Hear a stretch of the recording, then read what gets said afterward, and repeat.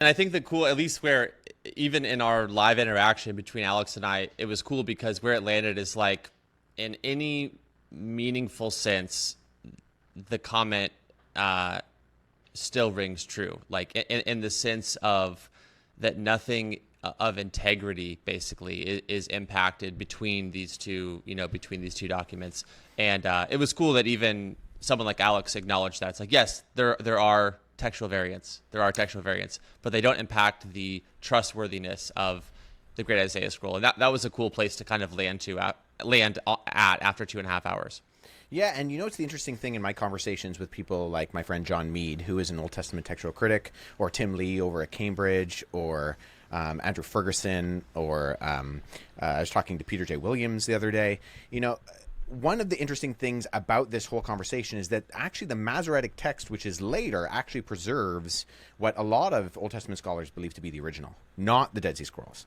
So in terms of some of the spelling differences that are found within documents like 1Q Isaiah A and then the Proto-Masoretic text, you can go back to something like the Tel Dan Stele and see some of these, the spellings of things like David.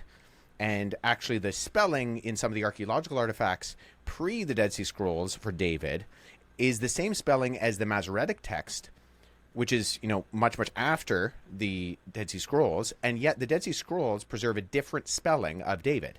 So what that actually shows is that the later Proto-Masoretic text in things like the Aleppo Codex or the Leningrad Codex actually preserved an earlier version of some of these words than even we found in the Dead Sea Scrolls. So it's opened up all sorts of conversations that I think are really fascinating in terms of both the preservation between the Dead Sea Scrolls and the Proto-Masoretic text, but also some of the things that shed light on the history linguistically of the Hebrew language and what we can corroborate between archaeological discoveries pre, during, and after the discoveries of the Dead Sea Scrolls, and then some of the investigations that are going on with the comparative analyses and the fidelity between all of these documents.